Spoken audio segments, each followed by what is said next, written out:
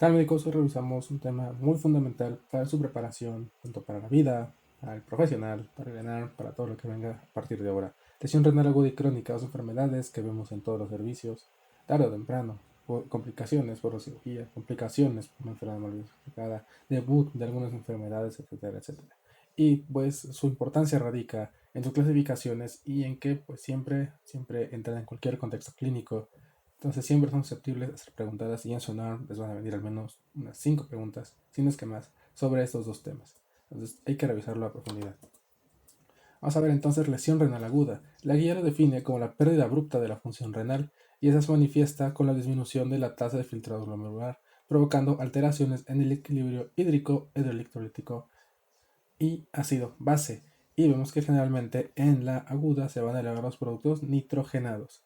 Esto recuerden siempre va a ser una consecuencia de otras cosas. Aquí tenemos unos ejemplos que ahorita veremos cómo se clasifican realmente. Algunos que mencionan pueden ser falla cardíaca, pueden ser drogas o medicamentos nefrotóxicos, puede ser inflamación o vasculitis y también disminución del volumen sanguíneo. La etiología tenemos tres, o se clasifican tres, que van a ser prerrenal, en donde no hay daño parenquimatoso, y la edad es por una disminución generalmente del volumen, la renal, donde tenemos un daño intrínseco al riñón, es decir, en este caso sí afectamos directamente a la nefrona o al parénquima renal, y la posrenal, en donde más bien va a ser una obstrucción de la vía urinaria la que está provocando esta lesión.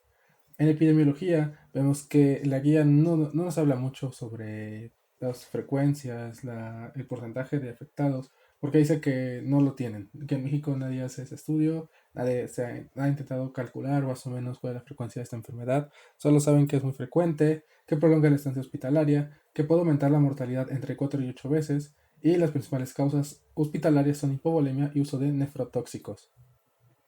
La clasificación puede ser de muchas maneras. Tenemos rifle, tenemos Akin, tenemos Cádigo, pero la guía nos hacía énfasis sobre todo en rifle y vamos a ver que es un acrónimo de Risk, Injury, Failure, Lost y que es ESRD, que es una pérdida irreversible de la función renal. Muchos lo recordamos más bien como un end de final, que es cuando ya tu lesión renal aguda se prolonga y ahora vas a tener como tal una lesión o una enfermedad renal crónica. Desde el RISC vemos que tiene varios valores. Muchos de nosotros asociamos generalmente la lesión renal aguda como un aumento de la creatinina. Y no está mal, sin embargo, hay muchas otras formas en las que lo podemos evaluar. Por ejemplo, aquí hay que hacer una emoción. Por ejemplo, vemos que también puede ser en cuanto al filtrado glomerular un descenso, en el caso de RISC, de más del 25% de la tasa de filtrado glomerular. O sea, si tenía 100, pues ahora tiene 75. O también una que muchas veces no recordamos y se ha llegado a preguntar es por la diuresis. Todo paciente que tenga una diuresis menor a 0.5 mililitros kilo hora por 6 horas continuas también se considera que está en falla renal aguda y se clasifica como risk, riesgo. O como generalmente lo sabemos, el aumento de la creatinina basal 1.5 veces su valor normal. Injury de lesión, vemos que se refiere a un aumento de creatinina dos veces el valor basal. Si tu paciente tenía 0.4 cuando ingresó y después tiene 0.8, ya está en falla renal aguda y se clasifica como injury. Vemos que la tasa glomerular va a descender hasta el 50% del valor y la diuresis también va a ser menor de 0.5 mililitros kilo hora, pero aquella que está prolongada más de 12 horas, que te habla de que no ha compensado. En failure vemos que es el aumento de creatinina tres veces el valor normal o una creatinina mayor de 0. Mayor de 4 miligramos por decilitro o también un aumento brusco de más de 0.5. Otra vez, si tu paciente tenía 0.3 y después tiene 0.8, pues vas a notar que entonces tu paciente sí tiene una falla renal aguda que ya está más exacerbada. El descenso del filtrado glomerular va a ser de más del 75% y la diuresis aquí es todavía peor, menos de 0.3 mililitros kilo hora por 24 horas o de plano anuria que pues es menos 0.1 mililitros kilo hora por 12 horas. Loss se refiere a la pérdida temporal de la función renal, o sea, un fallo renal que ya no dura horas, sino que dura semanas, más de 4 semanas, porque es lo mismo un mes. Y la pérdida irreversible, que ya nos habla de una enfermedad renal crónica, pues es aquella que el fallo renal persiste por más de 3 meses. Aquí tienen su homónimo, AKIN 1, que se refiere al risk, o sea, AKIN 1 sería, por ejemplo, un aumento de la creatinina 1.5 veces el valor basal, o una diuresis menor de 0.5 mililitros kilogramo por 6 horas, Akin 2, que sería un aumento de creatinina 2 veces el valor basal, o una diuresis menor de 0.5 mililitros kilogramo por 12 horas, y un Akin 3, que sería un aumento de la creatinina 3 veces el valor basal, o una creatinina aleatoria mayor de 4 miligramos sobre ese litro, o un aumento brusco de 0.5 miligramos sobre ese litro, y una diuresis menor de 0.3 mililitros kilogramo por 24 horas continuas, o de plano una anuria que se prolonga por más de 12 horas. La lesión renal aguda prerrenal entonces la definimos como la disminución de la tasa de filtrado glomerular en ausencia del daño al parénquima, y vemos que es potencialmente reversible si se restaura el flujo sanguíneo. Es la causa más frecuente de lesión renal aguda y característicamente la orina no va a tener ni sodio ni agua. La etiología vemos que generalmente es por una disminución del flujo sanguíneo renal, entonces ese es el problema, que tenemos hipovolemia y por lo tanto el riñón ya no puede trabajar adecuadamente, porque al no llegar el flujo sanguíneo, pues las nefronas empiezan a morir. Puede ser causada, por ejemplo, por hipovolemia, generalmente secundaria a un sangrado importante, diarrea en número abundante, y también el paciente gran quemado, ¿no? Tanto la deshidratación que se ha perdido por la quemadura como que al no tener piel, pues ya no podemos resguardar esa agua y se evapora por completo. También puede ser por bajo gasto cardíaco. Esto, por ejemplo, secundario a un infarto agudo del miocardio, que pues quedas con una falla en la bomba, por insuficiencia cardíaca congestiva, ya sea que tengas igual bajo gasto o que toda esa agua se haya ido hacia un tercer espacio, y también por fibrilación auricular. También puede ser por vasodilatación sistémica, o sea, choque séptico, ¿no? Que pues a lo mejor tu volumen no está ahí, bueno, está ahí, pero tus vasos sanguíneos pues están muy dilatados, entonces esa sangre ya no llega a donde tiene que ir y la perfusión es inadecuada. Entonces te pasa exactamente lo mismo. Y también puede ser por alteración del sistema o de la angiotensina tipo 2, entonces puede ser secundario al uso de AINES y de los IECAS. La fisiopatología, entonces puede ser por aumento de la angiotensina, aumento de la aldosterona y aumento de la hormona antidiurética. Vamos a ver entonces, en cuanto al cuadro clínico, tenemos aumento de urea y creatinina, ya vemos los valores. Vamos a tener oliguria o anuria y una concentración de orina que quizás es lo más importante. Sodio urinario, para confirmar o sospechar de que eres prerrenal, tiene que ser menos de 20.000 equivalentes. El FENA tiene que ser menos del 1% y la osmolaridad urinaria más de 500 miliosmoles. En cuanto al tratamiento, la guía nos hace énfasis en que la solución salina isotónica se debe utilizar para la expansión del volumen intravascular para prevenir o para tratar la lesión renal aguda.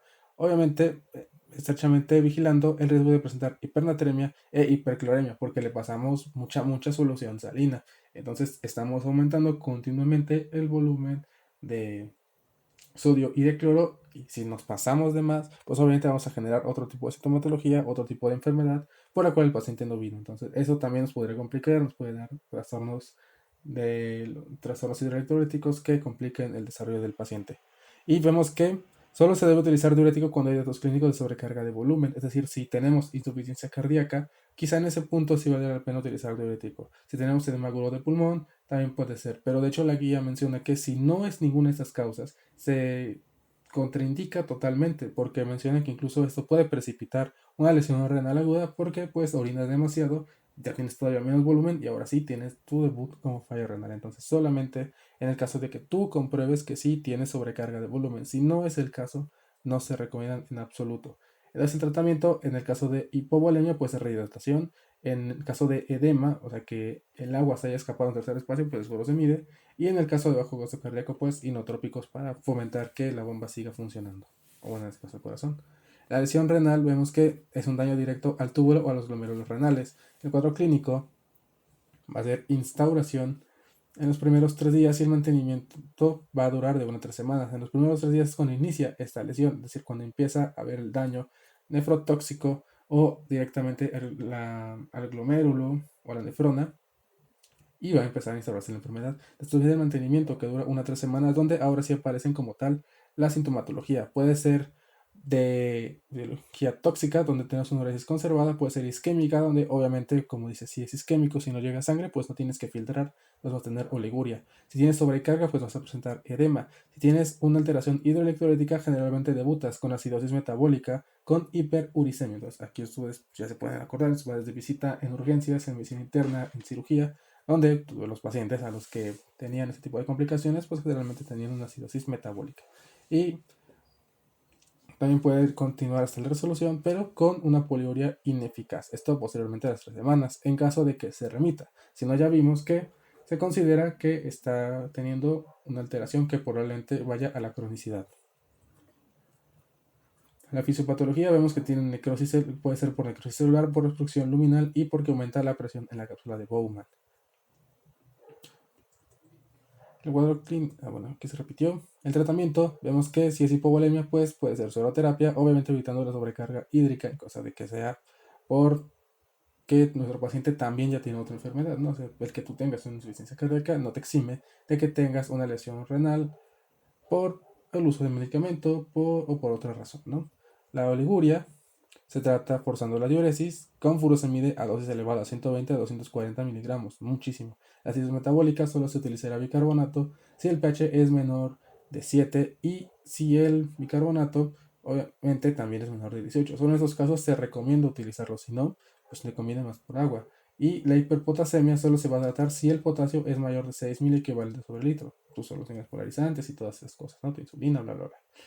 Indicaciones para diálisis que podrían ser importantes de la lesión renal. Tenemos absolutas y relativas. Las absolutas, obviamente, sobrecarga hídrica, que no responde a diuréticos, hipercalemia, que es refractaria también al tratamiento médico, acidosis metabólica severa, síntomas de uremia como cefalopatía, pericarditis y atesis. Y algunas indicaciones relativas puede ser azoemia y oliguria. Pero bueno, eso nosotros no lo aprendemos con la famosísima mnemotecnia del A, E, I, O, U, que son las indicaciones absolutas de diálisis peritoneal, que son A de acidosis metabólica, E de electrolitos, que generalmente se refiere a la hipercalemia, y de intoxicaciones por fármacos, o de overload, o sea, de sobrecarga hídrica, y U de urea más de 300. Estos son los que generalmente te van a preguntar en tu examen y si son así de sencillos. Digo, ellos no creo que utilicen la mnemotecnia porque no viene en la GPC, pero sí es muy fácil recordar cuando un paciente sí va a meditar terapia de sustitución renal en caso de que tenga lesión renal aguda. Y finalmente tiene la postrenal, donde tenemos obstrucción del flujo urinario y por lo tanto el aumento de la presión intratubular pues va a reducir el filtrado glomerular como tal. Tenemos algunas causas: necrosis papilar, litiasis renal o vesical y también tumores, ¿no? Incluso aquí va la hiperplasia prostática benigna. La etiología tenemos obviamente obstrucción de la vía urinaria, generalmente litos o también la hiperplasia prostática benigna en los varones. El cuadro clínico, pues vamos a tener concentración de sodio y potasio normales, porque pues sigue recirculando como tal. Si tenemos una obstrucción incompleta, pues vamos a tener oliguria, y si es completa, pues va a ser anuria, ¿no? Pues porque el agua no pasa por ahí. El diagnóstico generalmente es por ecografía urinaria. Ya descartamos las otras dos y pedimos un ultrasonido de riñón, o bueno, reno vesical, y vamos a buscar obviamente dónde esté la obstrucción. El tratamiento, pues si es hiperplasia prostática benigna, se puede utilizar una sonda urinaria solo para destapar. Podemos utilizar punción suprapúbica también para vaciar la vejiga, y si en caso de un lito, pues puede ser litotomía o incluso nefrectomía, dependiendo el tipo de lito, donde esté clavado ese lito y el tamaño del lito. Tenemos nuestro algoritmo diagnóstico sacado de el CTO, porque la guía no tiene como tal, bueno, sí tiene uno, pero está muchísimo más complejo. Este es más sencillo. Vemos que tenemos una insuficiencia renal no conocida por aumento de la urea y creatinina, o por disminución de la tasa de filtrado glomerular o disminución de la uresis. Tenemos varias opciones. Podemos utilizar una ecografía o podemos irnos a otro lado. Generalmente se recomienda primero la ecografía para quitar la postrenal, en donde si vemos dilatación de la vía urinaria, pues podemos utilizar sondaje vesical, nefrectomía percutánea. Bueno, esto ya. Si tenemos una lesión crónica, pues obviamente ya tenemos riñones pequeñas, es una enfermedad renal crónica y no hay nada que hacer por nuestro lado. Se va con nefro, se va con uro, con quien lo quiera ver. Del otro lado tenemos ecografía, donde si es aguda, entonces hay que ver en que los riñones son normales porque tenemos una lesión renal aguda, probablemente de primera instancia. Hay que ver el sodio de orina entonces. Si es menos de 20.000 equivalentes, pues es una prerrenal, entonces hay que ver el volumen. Si el volumen está disminuido, pues esto por el FENA obviamente, pues vemos que es la alteración en la hidratación, entonces el paciente está deshidratado. Si está aumentado el volumen, es decir, está edematoso, pues hay que utilizar furosemida para tirar ese edema. Las causas pueden ser insuficiencia cardíaca, síndrome nefrótico, que ya vimos, y cirrosis. Si por el otro lado el sodio urinario está más de 20, pues probablemente sea por una necrosis tubular aguda y hay que identificar la causa. Si es tóxico, pues lo quitamos. Si es isquemia, pues Ahora sí, le damos el tratamiento con reposición hídrica. Después viene, ahora sí, el algoritmo de la guía de práctica clínica. Si tenemos lesión renal aguda, menciona que es en pediatría, pero para el caso sirve, ¿no? Tenemos, por ejemplo, un paciente que tenga oliguria, diuresis normal o poliguria. Vamos a empezar con oliguria, donde llega el paciente, tiene menos de 0.5 mililitros kilo hora o menos de 12 mililitros metro cuadrado hora, dependiendo si es un adulto o es un niño. Muy bien. Hay que valorar datos de obstrucción urinaria. Si los hay, pues podemos utilizar TAC sin contraste, podemos utilizar ultrasonido renal y de vías urinarias y valoración Auro. Ellos se encargan de quitar la obstrucción. En el caso de que no, bueno, aquí tenemos por ejemplo solución de base con solución glucosal 5%, reponer pérdidas extrarrenales, no agregar cloruro de potasio, hace mucho énfasis, colocar sonda urinaria, esto para conteo más que nada, para saber o valorar nuestra uresis, valoración por nefrología y evitar sobrecarga hídrica. En el caso de que tengamos poliuria, que vemos que es más de 5 mililitros kilo hora, o una diuresis normal, pero con sospecha de lesión renal aguda, hay que darle solución de base con solución isotónica. ¿Ya vieron la diferencia entre una y otra?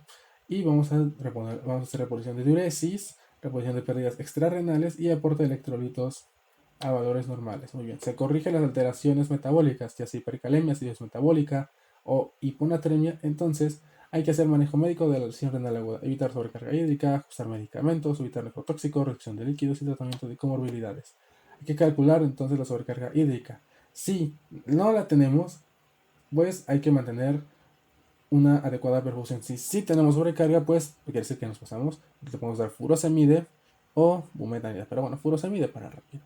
¿Tiene respuesta a los diuréticos? Sí, pues ya le hicimos. No, entonces tenemos un síndrome urémico o una emergencia. Entonces hay que valorar si tenemos síndrome urémico o emergencia. Ya vimos de las 5 de la mnemotecnia de A, E, I, O, U. Pues podemos utilizar terapia de reemplazo renal. Si no, pues hay que valorar otras opciones de tratamiento ya en el caso de nefrología.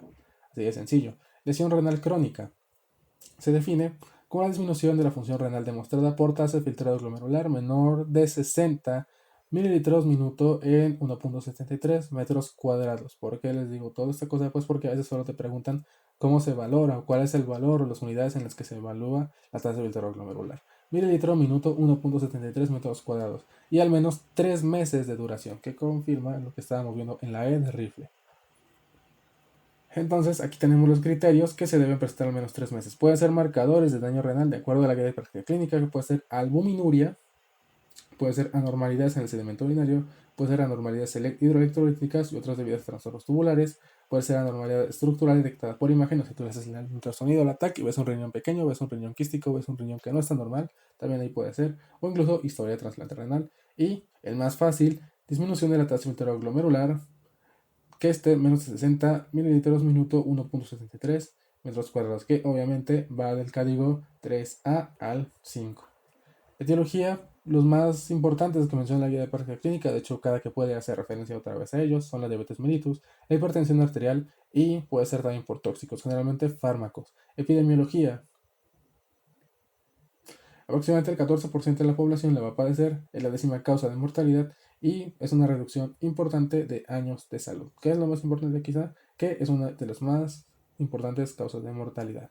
Factores de riesgo tenemos los modificables, los no modificables y los perpetuadores. Los modificables vemos que se refiere, por ejemplo, a o que provocan este tipo de enfermedades. Puede ser una infección sistémica, diabetes, hipertensión, tabaquismo, inflamación sistémica, obesidad, proteinuria, lipidemia y anemia. Los no modificables propiamente incluyen género, edad, etnia e historia familiar de enfermedad renal crónica. Aquí probablemente tú no puedas corregir tu diabetes, pero sí puedes evitar padecer o retrasar el inicio de la diabetes. Por eso aquí lo cataloga como un modificable. Y finalmente los perpetuadores pues son proteinuria, o sea, que generan que no respondas a la terapia inicial o que hacen que tengas un desarrollo más acelerado en cuanto a tu lesión renal crónica, pueden ser la proteinuria, la hipertensión y la hiperuricemia. De hecho, la guía menciona que los factores más importantes o de más alto riesgo es ser un varón de edad avanzada. Todos ellos, todos nosotros cuando seamos mayores, probablemente tengamos riesgo de enfermedad renal crónica solo por el hecho de ser varones mexicanos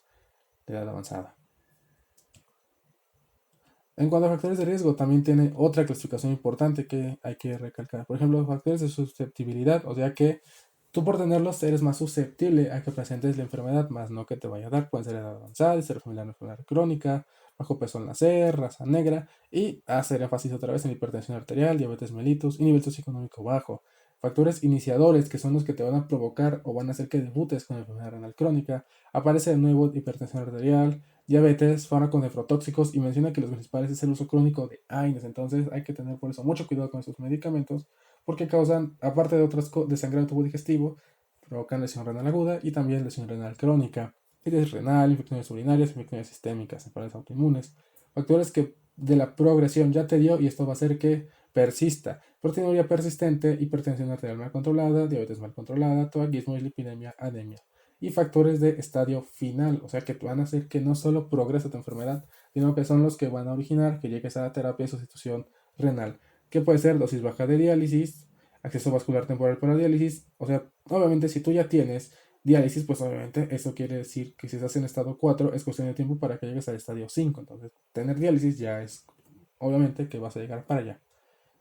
Y el más importante que menciona, la guía de derivación de nefrología. De hecho, la guía de práctica clínica se justifica a sí misma diciendo que esta guía lo único que propone o quiere hacer es darle a los médicos de primer contacto las herramientas para diagnosticar adecuadamente la enfermedad renal crónica y así disminuir el gasto que genera esta enfermedad. La guía solo hace énfasis en eso, en que es muy costoso para el sistema de salud tratar a los pacientes con enfermedad renal crónica, y hay que hacer mucho énfasis en ello también. La clasificación, utilizamos la CADIGO, aquí sí, donde tenemos, por ejemplo, un grado 1, en el cual tenemos una tasa glomerular que va de normal a elevado. Es todo paciente que tenga ya daño renal, puede ser por proteinuria en este caso, pero con un filtrado glomerular importante. Por ejemplo, aquí tenemos que va a ser mayor de 90. Entonces, paciente que tenga proteinuria, o sea, clasificar propiamente como grado 1. Grado 2 es aquel que tiene una tasa glomerular ligeramente disminuido, y a partir de aquí pues ya podríamos iniciar a catalogar la enfermedad renal, porque va en valores de entre 89 y 60 mililitros minuto, 1.73 metros cuadrados. Después viene el grado 3A y el 3B, donde tenemos en el grado 3A ligera o moderadamente disminuido la tasa glomerular, que tiene valores de 59 a 45, y el 3B, que es de moderada a gravemente disminuido, que tiene valores de filtrado glomerular de 44 a 30. El grado 4 es aquel que está gravemente disminuido, que tiene valores de 29 a 15, y la falla renal, aquel que tiene una tasa filtrado glomerular menor de 15. ¿Qué es lo importante? Pues aprenderse los valores. Está sencillo, porque vas primero bajando de 30 primero bajas 30 y luego vas bajando de 15 en 15. Entonces, por ejemplo, tenemos 89, 60, y luego ya tienes 79, 45, 44, 30, 29, 15 y 15. Solo es de 15 en 15 que le vas bajando a estos valores, y así te lo aprendes muy sencillo. Entonces viene la albuminuria, donde tenemos que va de A1, A2 y A3, A1, donde tenemos una albuminuria normal o ligeramente elevada, que se considera menos de 30 miligramos. En el caso, por ejemplo, de que tengamos un grado 1, grado 2, con una clasificación A1, pues no se le hace absolutamente nada, ni se le monitoriza, ni se le da ninguna recomendación, ni nada. Se espera su progresión, o se espera que con el tratamiento de las comorbilidades el paciente recupere o regrese a la normalidad. Si pasamos a un grado 3, pues ahora sí hay que monitorizar esto, más que nada dar las recomendaciones y esperar a que llegue al grado 4 para ahora sí derivarlo oportunamente a nefrología. Cuando llegue al grado 4, pues ahora sí se va a nefro. En el grado 2, o A2, que va a ser una proteinuria o luminuria moderadamente elevada, es aquella que ya tiene de 30 a 300 miligramos al día. Aquí igual se monitoriza en los primeros 2 grados, y también se puede monitorizar con sus reservas en el grado 3.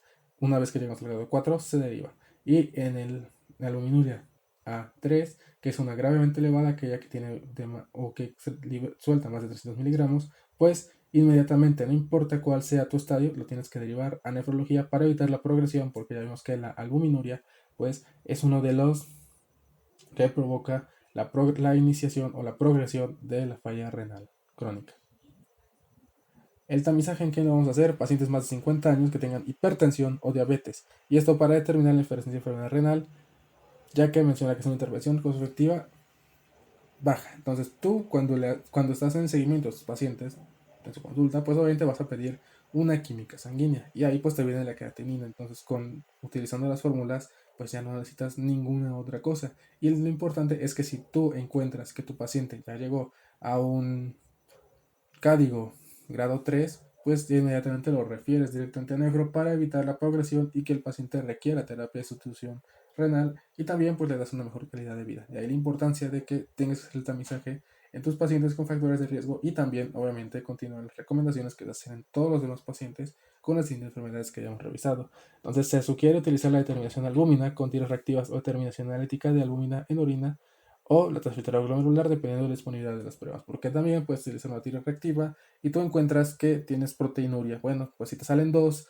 tiras de proteinuria en 3 meses, con 3 meses de diferencia, pues también confirmas que tienes alteración o que tienes enfermedad renal crónica, y también lo derivas en su defecto a nefro. Entonces, ¿en quiénes otra vez hay que hacer el tamizaje? En el paciente de más de 50 años que tenga hipertensión o diabetes. Todos ellos tienes que hacerles una estimación de la tasa filtrado glomerular para saber si ya debutó o si ya tiene enfermedad renal crónica. El cuadro clínico, tenemos muchísimos síntomas porque lo más grave aquí es la elevación de la urea. Entonces la urea va a generar es un metabolito tóxico y va a generar muchísimas alteraciones. En la piel, por ejemplo, provoca prurito, puede darnos la famosísima coloración cetrina de los pacientes urémicos, y también la escarcha urémica. Esta pues ya casi no aparece, ¿no? Porque le dan a los pacientes que tienen una filtrado glomerular mínima de menos de 15 y que no se han dializado en muchísimo tiempo. Entonces, pues literalmente sí, es la urea que se sale de la piel y pues les sale como un polvito.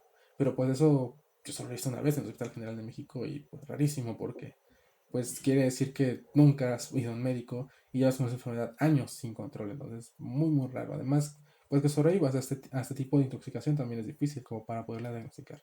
Alteraciones endocrinas puede ser osteoporosis. Vemos que también pues como se dañan obviamente el parénquima renal, pues los medicamentos o los metabolitos que son excretados por orina, pues van a alargar su vida media. El más importante puede ser la insulina. Entonces, estos pacientes generalmente son diabéticos y van a requerir menor dosis de insulina para poder controlar sus niveles de glucosa. Así como también tienen muchas alteraciones hormonales que ya veremos en otras clases. En piel podemos tener anemia normocrónica normocítica, como vimos en la clase de anemias, que estas son las que principalmente provoca ese tipo de alteraciones, y también puede provocar alteraciones directamente en la coagulación. Sistema digestivo, pacientes generalmente se quejan de disgeusia porque la urea empieza también a alterar los receptores a nivel de las papilas, entonces va a provocarles que todo les sepa horrible. También van a tener ese hedor o fetorurémico que pues si lo han llegado a oler, pues no se les olvida que huele, es un olor inconfundible, muy muy importante. Y náusea y vómito incoercible. Cardiovascular, pueden debutar o propiciar el aumento de hipertensión arterial, puede provocar insuficiencia cardíaca porque otra vez este metabolito es tóxico, y puede provocar hipertrofia del ventrículo izquierdo. A nivel neurológico puede provocar desde insomnio hasta somnolencia o disminución del estado de alerta. Y uno muy importante que hemos visto recientemente, alteraciones de la falta de vitamina T. Recordemos que en el riñón es donde se les da también una de las hidroxilaciones de la vitamina D. Entonces vamos a tener fósforo alto, vamos a tener 1,25 hidroxivitamina D baja, calcio bajo y paradormona alta. Y esto obviamente pues se refleja en la osteoporosis. Entonces siempre hay que tener en cuenta todo esto a la hora de valorar a mi paciente con enfermedad renal crónica. El diagnóstico: no se recomienda utilizar la creatinina como único examen para evaluar la función renal en adultos mayores. O sea, otra vez, tienes que hacer la tasa de filtrado glomerular. No te vale nada más decir, pues tiene 3 de creatinina, no tiene nada. Tiene 6 de creatinina, pues no es 1, entonces no tiene elevación. No, tienes que ver realmente cómo ha estado siempre su creatinina y estimar la tasa de filtrado glomerular para definir si es o no enfermedad renal crónica o quizás solo sea lesión renal aguda. Entonces, hay que estimar la tasa de filtrado glomerular en pacientes adultos con factores de riesgo: más de 50 años, diabético, hipertenso. Las fórmulas que pueden utilizar es la Crocop-Gold, la MDRD y la CKD-PI. Por ejemplo, menciona la guía que la Crocop-Gold es la que parece mejor la mortalidad, y la MDR es la que más te va a ayudar en los adultos con diabetes. Tiene entonces mayor precisión en estadios avanzados y en pacientes más de 60 años. Esas son las diferentes fórmulas. No hay necesidad de aprendérselas, todas están en la calculadora, en las calculadoras que ahorita utilizamos en nuestro dispositivo móvil, entonces no hay necesidad de aprendérselas y no les van a preguntar.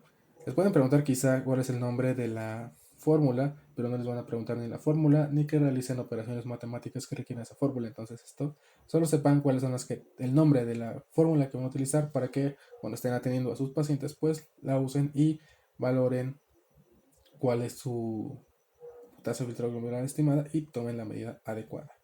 Entonces otra vez MDR en los con diabetes mellitus, Crococol predice mortalidad y la CKDPI es útil en pacientes jóvenes.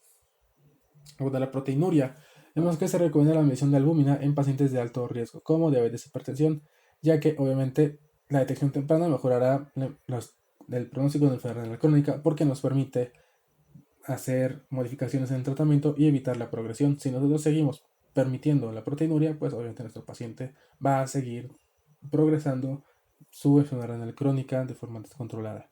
Aquí otra vez vienen las categorías que revisamos anteriormente en cuanto a la proteinuria. No siendo la 1 menos de 30 miligramos en 24 horas, y la 2 de 30 a 300 miligramos en 24 horas, y la 3 más de 300 miligramos en 24 horas. Ecografía, ¿cuándo se recomienda utilizar entonces un ultrasonido renal? Todas las personas con enfermedad renal crónica que presentan progresión acelerada de la enfermedad renal crónica, o sea que si tenías un grado 3A y 3 meses después ya tienes un grado 4, pues quizá valdrá la pena porque probablemente no solo sea tu descontrol de la diabetes y la hipertensión lo que te hizo llegar hasta ese punto. Quizá ya tenías antes otra y solo estabas compensando. Entonces, para ver el estado de tu riñón, si está íntegro, si hay una obstrucción, si hay otra cosa. Si presenta hematuria visible o persistente, porque pues no te genera esto. Entonces, puede ser secundario a una infección, puede ser una pielonefritis, puede ser un tumor, todas estas cosas. Si tienes síntomas de obstrucción del tracto urinario, obviamente porque pues ya descartas que la enfermedad renal crónica sea secundaria a tu metabolismo y es más bien porque algo te está ocurriendo, otra vez un lito o un tumor. Si tienes historia familiar de riñones poliquísticos, y edad mayor de 20 años, ¿por qué? Pues porque la poliquistosis renal también es silente hasta que ya el riñón es incapaz de soportar todo el daño que se ha hecho a su parénquima y pues debutas con enfermedad renal crónica. Si tiene una tasa de filtrado glomerular de menos de 30, o sea, si ya está en un estadio 4 en adelante del código, y si requiere biopsia renal de acuerdo al nefrólogo porque está sospechando de otro tipo de enfermedades. Entonces, otra vez, ¿cuándo hacer ecografía? Cuando tenemos progresión acelerada, cuando tenemos síntomas de obstrucción y cuando tenemos tasa de filtrado glomerular menor de 30 mililitros minuto en 1,73 metros cuadrados. El tratamiento se divide en no farmacológico y farmacológico. El no farmacológico, vemos que sugiere una ingesta de menos de 100 milicabalentes al día de sodio para que la restricción pueda ser sostenible y se pueda mantener a lo largo del tiempo. Entonces, hay que reducir el sodio a menos de una cucharadita al día. Y en pacientes con tasa de filtrado glomerular menos de 60 y que no se encuentran en diálisis, se recomienda la ingesta diaria de proteínas de 0,8 gramos sobre kilo. Entonces, hasta cierto punto le dejamos un consumo normal de proteínas cuando es menor de 60. No vale la pena o no se ha demostrado que mejore su calidad de vida, que mejore su pronóstico en caso de que le demos una dieta baja en proteínas. Las indicaciones son otras, pero en su momento se revisarán. El farmacológico nos recomienda, por ejemplo, el uso de inhibidores del SGLT2, la paltusina, todos esos fármacos uricosúricos, para reducir el riesgo de progresión de la enfermedad renal en pacientes con diabetes mellitus tipo 2. La guía ya lo menciona, que no está en el cuadro básico, que son carísimos, sí, pero la guía ya lo menciona. También se recomienda tratar a los pacientes adultos con diabetes y hipertensión con una combinación de la enzima convertidora de angiotensina y bloqueadores del receptor de angiotensina, o sea, los ARA2. Hemoterapia con cualquiera de estos dos fármacos para disminuir la frecuencia de enfermedad renal crónica. Pues obviamente ya sabemos que son los nefroprotectores, entonces le puedes dejar retatrutil, o le puedes dejar sulosartán, o pues cualquiera de los otros de este grupo de medicamentos. Pero obviamente solo uno, no se pueden combinar, ya saben por qué. Se recomienda el tratamiento con estatinas a dosis estándar en pacientes con enfermedad renal crónica de 50 años o más de 18 con factores de riesgo cardiovascular como diabetes, hipertensión, etc. Esto va a disminuir la presentación de eventos cardiovasculares, muy importante. Entonces también tu paciente con enfermedad renal crónica vale la pena darle estatinas para evitar la estenosis de la arteria renal, obviamente. Y cuando tenemos enfermedad renal crónica con una concentración de hemoglobina menor a 10, ahora sí se puede iniciar o valorar la utilización de eritropoyetina. Entonces, quizás esa es la pregunta o el caso importante. ¿En qué punto en tu paciente con enfermedad renal crónica le vas a dar eritropoyetina? Y es cuando llega a menos de 10. ¿Por qué? Pues porque obviamente ya sabemos, si tenemos enfermedad renal crónica, si tenemos disminución del parénquima renal, pues no vamos a generar nosotros mismos la eritropoyetina. Entonces, no importa cuánto le transfundas a tu paciente, no importa cuánto hierro le pongas, en que el hierro es IB, es muscular, no importa lo que hagas, nunca va a llegar porque no está siendo capaz el cuerpo de generar nuevos reticulocitos y por lo tanto nuevos glóbulos rojos. Entonces tienes que darle en este caso eritropoyetina exógena a tu paciente. Pero ya vimos, a partir de que su anemia sea menor de 10 gramos sobre litro. Si es menos de 13 o menos de 12, pues, pero es mayor a 10, no se le da. Solamente cuando llega a menos de 10 gramos sobre ese litro, se le da eritropoyetina a tu paciente. Aquí está el algoritmo, por ejemplo, este es el del tamizaje de la enfermedad renal crónica. Tenemos entonces pacientes con mayores de 60 años, acá vimos que la guía decía que 50, pero bueno, aquí le pone 60, con hipertensión arterial, diabetes mellitus, enfermedad cardiovascular y antecedentes familiares de enfermedad renal crónica. Si no tiene ninguno de estos, no se le hace tamizaje. Si sí lo tiene, hay que valorar el filtrado glomerular y el cociente albúmina-creatinina. Iniciamos por el filtrado glomerular. Si tiene un filtrado de 30 a 60, o sea que está en un grado 4 a 3, pues repetimos para confirmar en 15 días y además le pedimos un ego donde se valore el sedimento y el cociente albúmina-creatinina. Si nos aparece que está elevado, pues se confirma la enfermedad renal crónica. Repetimos en 3 meses y valoramos si tiene hematura lógica o albuminuria más de 300. Si sí las tiene, pues se va directo a nefro. ¿Por qué? Por la albuminuria o por la hematuria, que nos está hablando de que no solo es secundario a sus factores de riesgo, o sea, diabetes y hipertensión, probablemente esté teniendo una glomerulonefritis, que es la que ha provocado el desenlace en enfermedad renal crónica. Y si no es el caso, pues repetimos en 3 meses y realizamos ecografía renal para diagnosticar enfermedad renal crónica. En la ecografía, pues solamente nos van a salir riñones más chiquitos, entonces por eso se le hace. Obviamente esto quizá en la práctica clínica pues no queda muy bien, porque no nos van a aceptar el ultra, pero pues la guía dice que sí se tiene que hacer. Si tenemos filtrado glomerular menos de 60 y este es menor de 30, pues directamente entra en estadio 5, en estadio 4 y se va directo a nefro. Si diagnosticamos enfermedad renal crónica, hay que ver si tenemos, ahora en cuanto al seguimiento, disminución del filtrado más de 25, pues nos habla de lesión renal aguda. Entonces tenemos enfermedad renal crónica y también ahora tenemos una lesión renal aguda. Por lo que ustedes quieran, le demos a lo mejor amikacina, toma un uso crónico, o tiene uso crónico de AINES, tuvo una diarrea o una GEPI maligna muy, muy importante. Eso le provocó una disminución del filtrado glomerular mayor a 25 por lesión renal aguda. Si tenemos progresión de hematuria proteinuria o si tenemos hipertensión refractaria o anemia renal, pues se va a nefro porque esto ya no queda en nuestras manos y no somos vale la pena que mejor nefro decida cómo tratar ahora su enfermedad porque ya está teniendo complicaciones derivadas de la enfermedad. Por otro lado, cociente albúmina creatinina. O bueno, si tenemos albuminuria o secreción de albúmina más de 300 miligramos, pues también se va a nefro porque ya es un grado A3. Si es de 30 a 300, pues hay que evaluar el control de la falla renal crónica y evitar la progresión con medicamentos. Ya vimos entonces dapaglifosina y ECA-ARA2. Repetimos 2 veces en 3 meses y si sí la tenemos, pues confirmamos diagnóstico de enfermedad renal crónica. Si es menos de 30, pues se clasifica como probablemente un 1A1 y se le hace tamizaje cada 1 o 2 años. Y si es diabetes mellitus o hipertensión arterial, pues es anual, hasta que obviamente la filtración glomerular pues baje a menos de 60 y ahora sí podemos diagnosticar como tal la enfermedad renal crónica. Ya casi terminamos.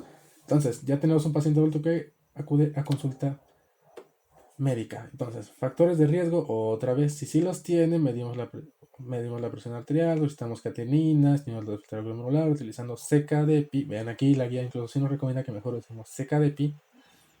Y idealmente realizar prueba para proteinuria. Bueno, ok, valoramos la tasa de filtrado glomerular, es menor de 60, sí, clasificamos sobre renal crónica, ¿no? Ya vimos 3A, 3B, 4 o 5 dependiendo. Si la tasa de filtrado glomerular es menos de 60, pues ajustamos dosis de medicamento de acuerdo al filtrado glomerular en caso de que lo requiera. Generalmente hasta 60 suelen ser antibióticos, tipo de medicamentos. Reducimos el riesgo de lesión renal aguda, prevenimos lesión renal aguda por utilización de contraste. Recuerden que muchas veces cuando éramos MIPS y pedíamos un ATAC contrastada, pues nos pedían la filtrado glomerular. ¿Por qué? Obviamente el medio de contraste es nefrotóxico y sí puede llegar a hacer que progresen rápidamente la enfermedad renal crónica. Entonces, pues hay que hacer un costo-beneficio, ¿no? ¿Qué me urge más? Diagnosticar precisamente la enfermedad o salvarle su riñón a su paciente, porque a lo mejor diagnostico, pero pues se me muere por la lesión. Entonces, sí hay que tener mucho cuidado con el medio de contraste. Aquí dice disminuir la dosis o de plano evitarlo. O también, por ejemplo, considerar utilizar solución salina isotónica antes, durante y después. Entonces, ustedes también se acordarán que nos decían que mejor le pasáramos una carguita y luego ya lo volviéramos a bajar a ver si ya valía la pena que disminuyera la creatinina y ahora sí hacerle correctamente su estudio.